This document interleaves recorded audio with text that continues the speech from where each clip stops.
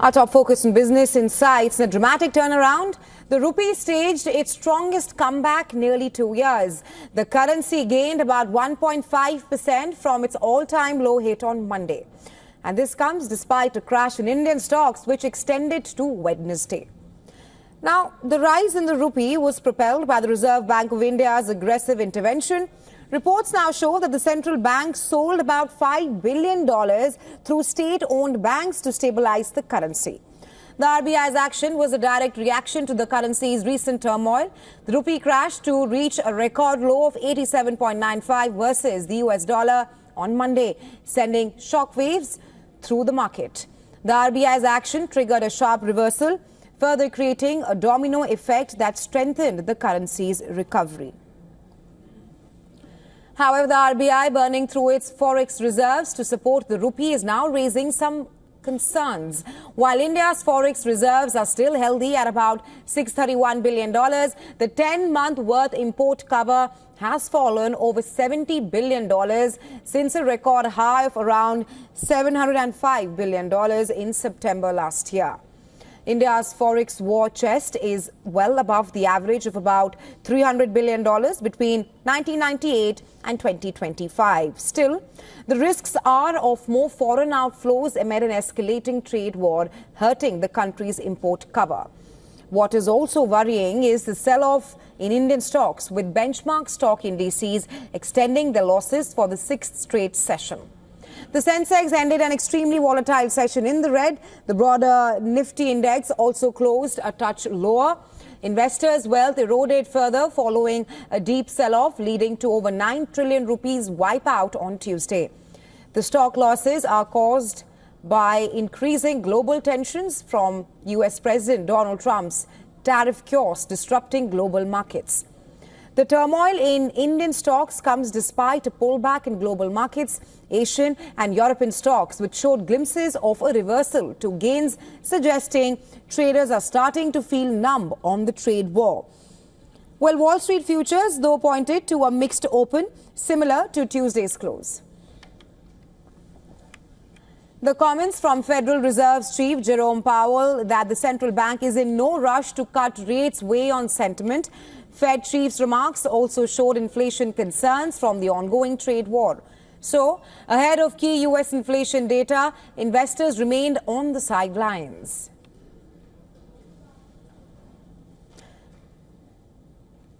And to discuss the rupee's dramatic recovery, we are now being joined by Mr. Amit Pabari, the founder and managing director of CR Forex. He's joining us live from Mumbai. Welcome to WION, Mr. Pabari. First up, what is your view on the rupee's epic comeback right now?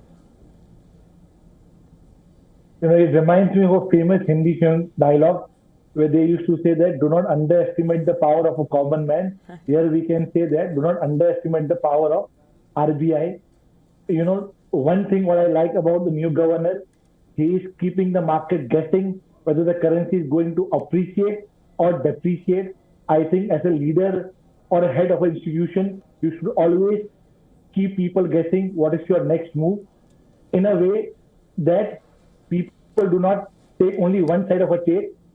2022, 2024, there's only one side of a trade, which is buy and buy USD INR pair. Now, I think with this move of RBI, exporters, importers, and traders will be in a confused mind, and probably we will see both the sides momentum.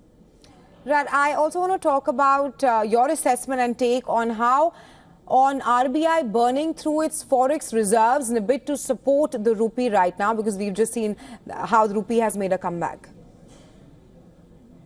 Right. So whether our forex reserves are adequate or not, to answer this question, there are 3 parameters what we have to judge. The first parameter is import cover ratio, which is close to 9 to 10 months. For any emerging market country, we say that ideal range has to be between 3 to 6 months. So we are above that level in a great way. Second, IMF has its own tool, which is called IMF adequacy ratio, which generally says that as an emerging market country, you should have a ratio close to 100 to 150%. Currently, that ratio is 236 for India. So again, that shows that we are having enough reserve. Third rule is Greenspan Goodity rule. We say that you should have 100% of your short-term liability. Our short-term forex liability is close to $135 billion, and our foreign currency assets are close to $550 billion. That is also adequate. So in a nutshell, we can say that we have enough reserve. Even if we deplete 20-30 billion more, it is okay for India to deplete that much of reserves. Right. My last question to you. With foreign outflows continuing weighing on Indian stocks, what is your outlook for the rupee on that front? Now, FII has been selling in Indian equity market and debt market. But if you see globally also, there has been outflow from all emerging market countries.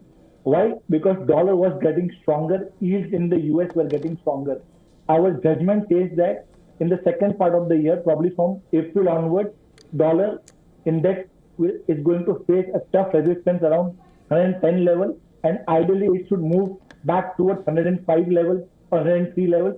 If that happens, then outflow from emerging market currencies is going to stop, and 88 is going to act as a very strong resistance for USD INR pair now, and probably we can see a move towards 86 kind of a level in couple of months' time. Right. Thank you so much, Mr. Pabari, for joining us on WION Business Insights. Pleasure is mine. Thank you.